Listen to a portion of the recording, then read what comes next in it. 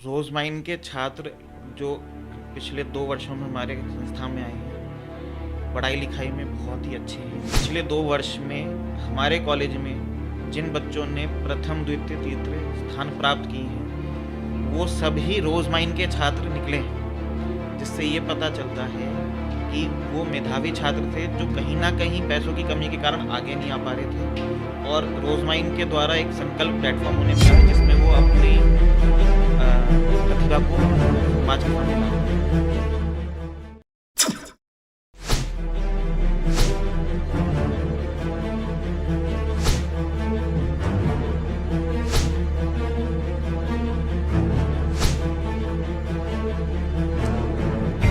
रोजमाइन educational and charitable trust के official channel पर चल रहा यह नया सीरीज, जिसमें हम आपको दिखाते हैं रोजमाइन के बारे में कॉलेज के पदाधिकारी क्या ख्याल रखते हैं। इस सीरीज को आप बहुत प्यार दे रहे हैं, इसके लिए आप सभी का बहुत बहुत शुक्रिया। आज इस वीडियो में हमारे साथ मौजूद रहेंगे ऐसे ही ये कॉलेज के पदाधिकारी। हम बात करेंगे और जानने की कोशिश करेंगे कि वे रोजमाइन के बारे में क्या ख्याल रखते हैं। रोजमाइन एजुकेशनल एंड चैरिटेबल ट्रस्ट की तरफ से आज पटना में ऑल इंडिया कॉलेज मीट का आयोजन किया गया था। इस मीट में देश भर के विभिन्न राज्यों से कई कॉलेजों ने भाग लिया। आज ऐसे ही एक कॉलेज के पदाधिकारी हमारे साथ मौजूद हैं और हम आज इनसे बात करेंगे और जानने की कोशिश करेंगे कि रोजमाइन के बारे में क्या ख्याल रखते हैं और रोजमाइन से कितने सालों से जुड़े हैं। सबसे पहले तो sir, Rosemine educational and charitable trust की तरफ से बिहार की धरती पर आपका स्वागत करते हैं। सर, मैं चाहूँगा कि आप एक बार अपने कॉलेज का नाम, अपना नाम खुद से हमारे दर्शकों को आप इंट्रोड्यूस करें। मेरा नाम हिमांशु सिंघल है। मैं सचिव हूँ Bhagwati institute of technology and science Ghaziabad का। हमारा कॉलेज सन 2008 में स्थापित किया गया था। हमने 13 साल पूरे किए हैं और पिछले विगत 3-4 वर्षों से हम स्टेट टॉपर्स देते आए हैं, जिसमें mechanical engineering, civil engineering, electrical engineering, computer science, MBA, BBA, BCA, BCom जैसे अलग अलग पाठ्यक्रम हमारे यहाँ पढ़ाए जाते हैं। अच्छा, रोजमाइन से आप कितने दिन से जुड़े हैं? रोजमाइन से हम सन 2019 से जुड़े हैं, जब हमें इस संकल्प कार्यक्रम के बारे में पता चला। और बहुत ही उम्दा कार्यक्रम है, जिसमें ऐसे बच्चे जो धन की कमी के कारण उच्च शिक्षा नहीं ग्रहण कर पाते, उनको रोजमाइन एक अवसर प्रदान कर रहा है और उच्च शिक्षा में एक बहुत बड़ा योगदान दे रहा है। रोजमाइन का कब तक साथ दीजिएगा? जब तक ये कार्यक्रम चलेगा तब तक हम इससे जुड़े रहेंगे, क्योंकि सही मायने में तो जब ये हमने संस्था अपनी लगाई थी, तो मेरे पिताजी जो संस्था के वाइस चेयरमैन हैं और मेरे दादाजी जो चेयरमैन हैं, उनका विजन यही था कि समाज का ऐसा तबका जिन तक उच्च शिक्षा नहीं पहुंच पाती है, उन तक हम शिक्षा पहुँचाएँ। और रोजमाइन का संकल्प कार्यक्रम उसके अंदर एक बहुत उम्दा कार्यक्रम है, बहुत अच्छा काम कर रहा है और बहुत ही अच्छे, मैं कहूँगा, छात्र इस कार्यक्रम के थ्रू आए हैं। जो रोजमाइन है और इसके चेयरमैन है श्री अवैध अंबर जी, अपने वादों पर कितने खड़े उतरते हैं?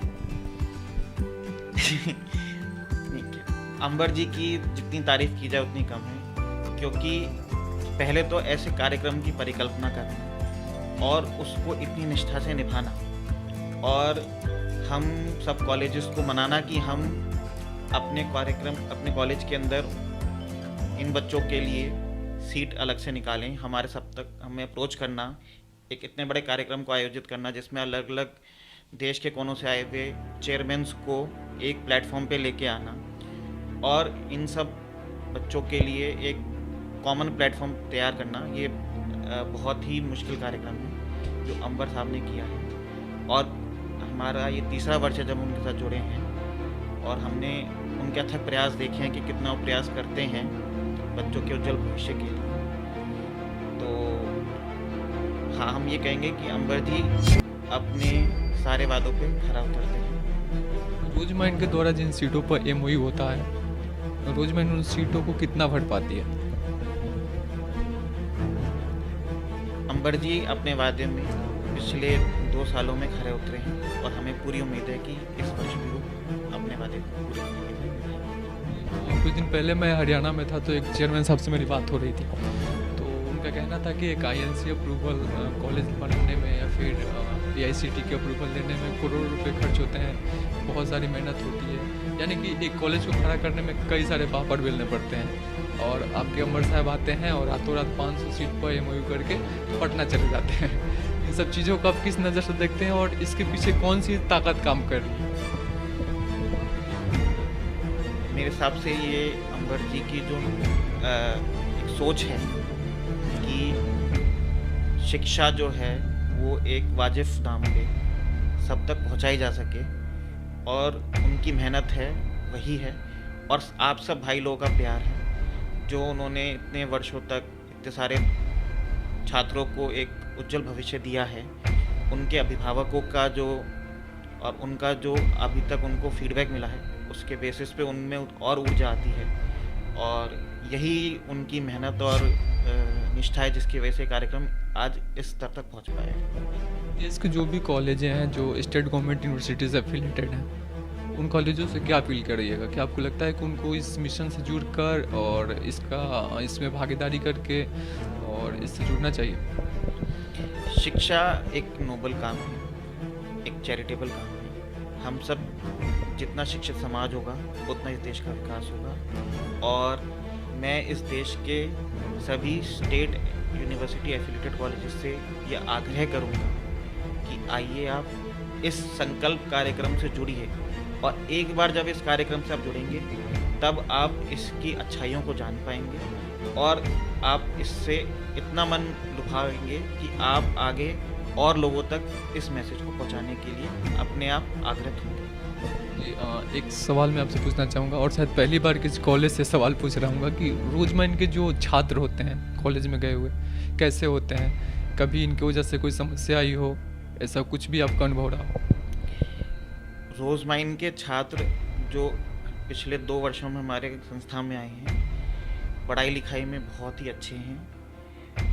मैं इतना बताना चाहूँगा सब लोगों को कि पिछले 2 वर्ष में हमारे कॉलेज में जिन बच्चों ने प्रथम, द्वितीय, तृतीय स्थान प्राप्त किए हैं, वो सभी रोजमाइन के छात्र निकले हैं, जिससे ये पता चलता है कि वो मेधावी छात्र थे जो कहीं ना कहीं पैसों की कमी के कारण आगे नहीं आ पा रहे थे, और रोजमाइन के द्वारा एक संकल्प प्लेटफॉर्म उन्हें मिला है जिसमें वो अपनी प्रतिभा को समाज के सामने ला पाए हैं। और छात्र तो छात्र हैं, अपने घर से इतनी दूर आके वो इस कार्यक्रम में पार्टिसिपेट कर रहे हैं, और हमें उन्हें जिस तरीके से हम उनको आगे ले जाना चाहेंगे उस तरीके से वो जा सकते हैं। तो हमें उनके साथ सहयोग करना चाहिए, उन्हें समझने की कोशिश करनी चाहिए, क्योंकि वो मैं कहूँगा वीक बैकग्राउंड से हैं। तो हमें उस चीज़ को ध्यान में रखते हुए निर्ममता से उनके साथ व्यवहार करना चाहिए।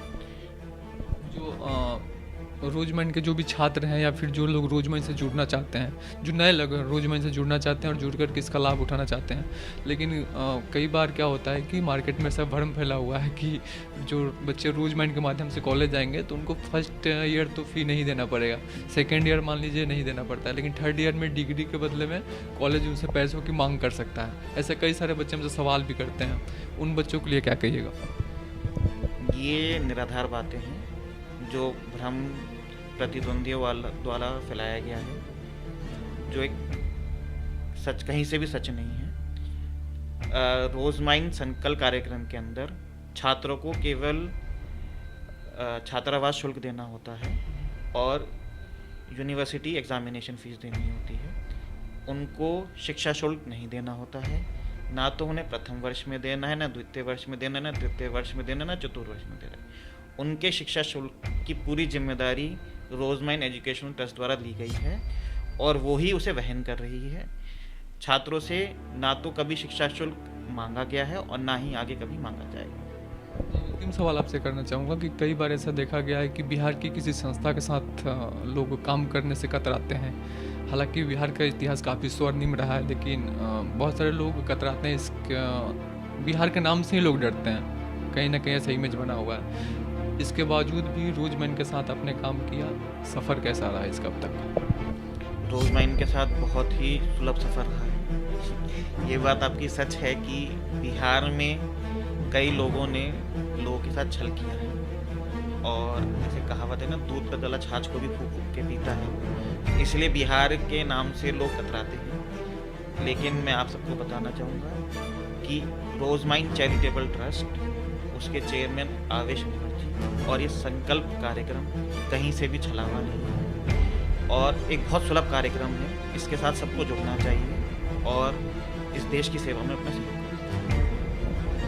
ये थे बीट से गाजियाबाद से एक पदाधिकारी कॉलेज के, जिनसे हम बात कर रहे थे, और हमने जानने की कोशिश की कि रोजमैन के बारे में क्या ख्याल रखते हैं और रोजमैन के बारे में ये कौन सी बातें आप तक पहुंचा पा रहे हैं। हमसे जुड़ने के लिए सर आपका बहुत बहुत शुक्रिया।